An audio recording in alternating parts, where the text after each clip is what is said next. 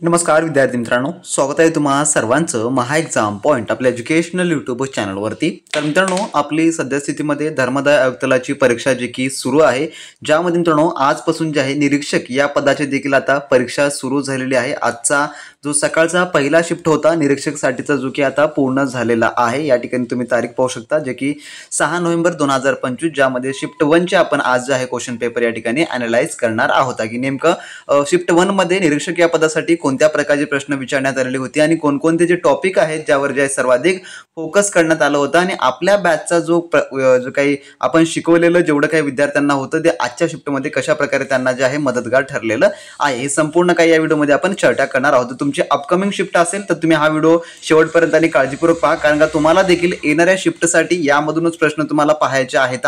हेच टॉपिक तुम्हाला जे मित्रांनो करायचे आहेत, जेणेकरून तुमची पुढची शिफ्ट जर तुम्हाला इझी जायची असेल किंवा तुम्हाला वाटत असेल की पुढच्या शिफ्टसाठी आपल्याला चांगला अभ्यास करायला पाहिजे, तर हा व्हिडिओ तुम्ही शेवटपर्यंत आणि काळजीपूर्वक पहा। तर आपण पहिलं सुरुवातीला पाहू जो काही मराठी ग्रामरचा सेक्शन्स। मराठी ग्रामर मध्ये समानार्थी व 2 प्रश्न आले होते, विरुद्धार्थी 2 प्रश्न, त्यानंतर सर्वनामावर प्रश्न पाहायला मिळालेला आहे, त्यानंतर वाक्यप्रचार म्हणजे आणि म्हणी यावर देखील प्रश्न थोडक्यामध्ये पाहायला मिळालेला आहे, त्यानंतर विशेष नाम, उतारा आणि शुद्ध शब्द हे जे आहे संपूर्ण जे की टॉपिक्स आपण यांच्या ऑफिशियल जो काही अभ्यासक्रम आहे त्यावर देखील प्रश्नामध्ये आपण सांगितलेलं होतं। जो काही अभ्यासक्रमाचा आपण एक व्हिडिओ स्पेशल डेडिकेट केला होता, त्यावर जे आहे तुम्हाला सांगितलं होतं की जे धर्मदाय आयुक्तालयाने पॉईंट टू पॉईंट सिलेबस दिलेला आहे तो फक्त तुम्हाला पॉईंट टू पॉईंट सिलेबसच कव्हर करायचा आहे, इतरत्र तुम्हाला कोणताही आउट ऑफ सिलेबसचा सब्जेक्ट पाहायचा नाही आहे। जर तुम्ही ते पॉईंट टू पॉईंटचा जर अभ्यास तुम्ही पूर्ण केला असताना मित्रांनो, तर आजचा तुम्हाला निरीक्षकचा 100% सांगतो की पेपर अतिशय इझी गेलेला असतं, कारण का त्यामध्ये त्यांनी जे पॉईंट्स मेन्शन केलेले आहेत तेच फक्त पॉईंट्स तुम्हाला त्यावर आधारितच फक्त या ठिकाणी प्रश्न तुम्हाला विचारलेले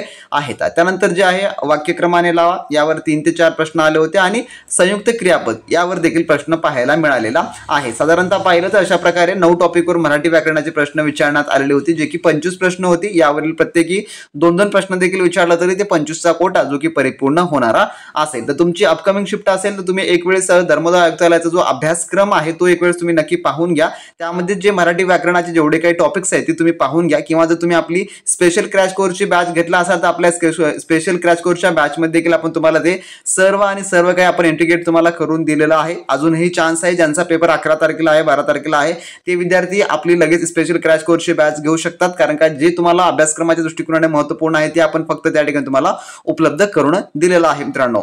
त्यानंतर पुढे आपण पाहू जो पुढचा टॉपिक आहे जो की इंग्लिश ग्रामर। तर इंग्लिश ग्रामर मध्ये विचारलेला आहे पॅराजंबल। पॅराजंबलवर तब्बल 5 क्वेश्चन विचारण्यात आलेली होती। तर आता बऱ्याच विद्यार्थ्यांना पॅराजंबलच्या क्वेश्चन्स मध्ये कन्फ्युजन असतं की पॅराजंबलचे क्वेश्चन नेमकं काय असतात आणि त्यांचा सोडवा कसा करायचा असतो, या प्रकारचे थोडक्यामध्ये प्रश्न असतात। तर तुम्ही पॅराजंबलचे प्रश्न एक बार तुम्ही पाहून घ्या। त्यानंतर पॅसेजवर 4 ते प्रश्न आले होते।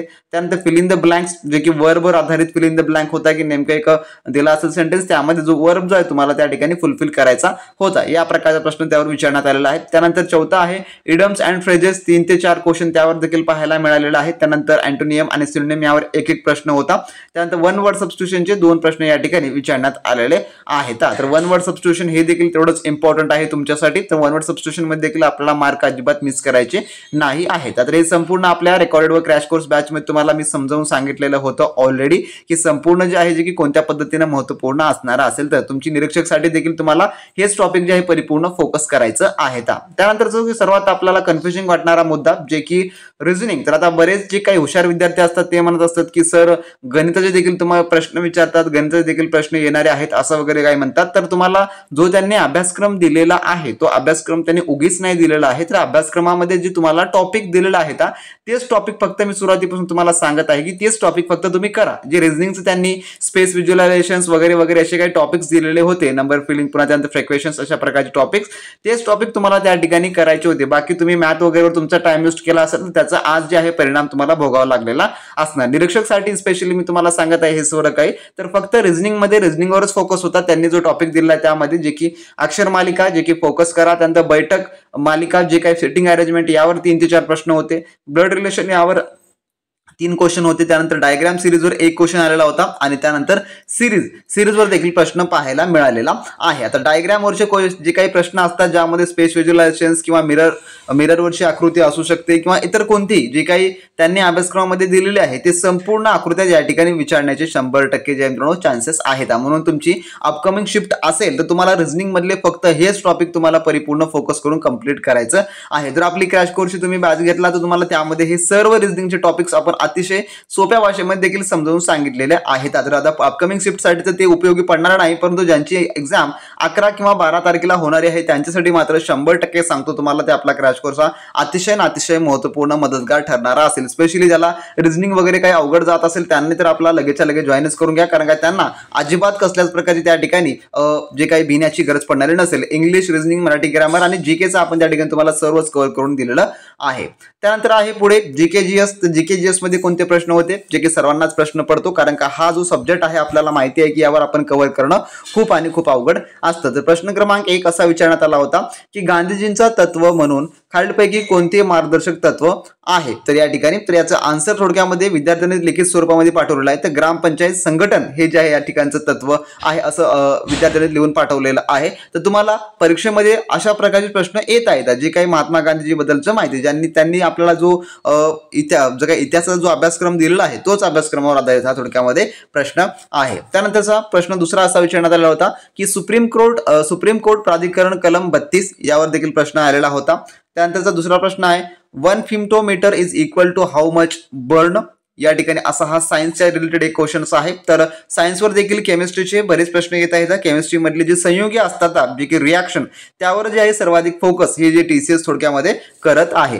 त्यानंतरचा चौथा प्रश्न अंबाझरी तलाव नागपूर कोणत्या इन्व्हायरमेंटल इश्यू फेस करत आहे. तर अंबाझरी तलाव हे जे आहे नागपूरमधला जे की कोणत्या इन्व्हायरमेंटल इश्यू जो आहे तो फेस करत आहे असा प्रश्न आहे.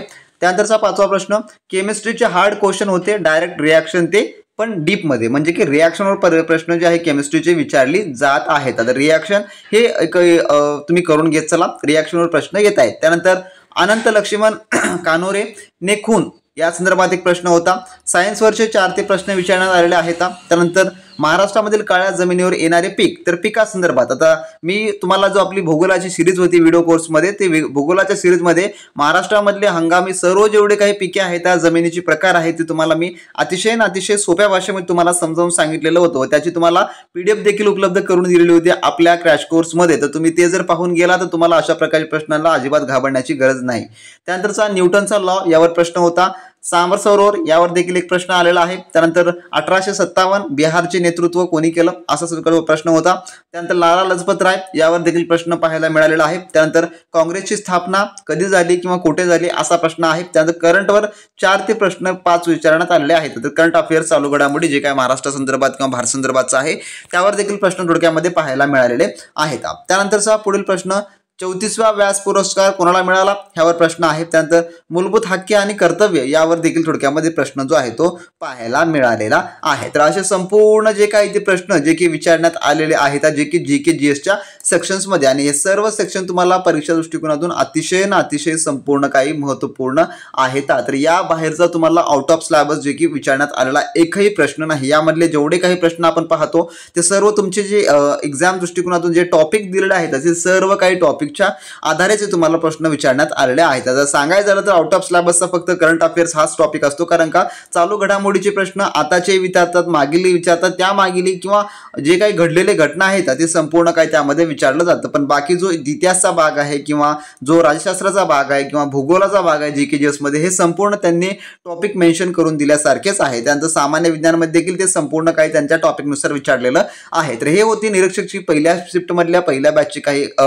अतिसंभाव्य क्वेश्चन्स किंवा जे आपण आज दिलेले क्वेश्चन्स आपण असं म्हणू शकतो. जर तुमची अपकमिंग शिफ्ट असेल तर तुम्हाला या संपूर्ण टॉपिकचा मित्रांनो अभ्यास करायचा आहे, आणि तुम्हाला जर हे टॉपिक वाचायचे असतील, चांगल्या पद्धतीने अभ्यास करायचा असेल तर आपली स्पेशली क्रॅश कोर्स बॅच तुम्ही आपले ऍप्लिकेशन डाउनलोड करून घ्या.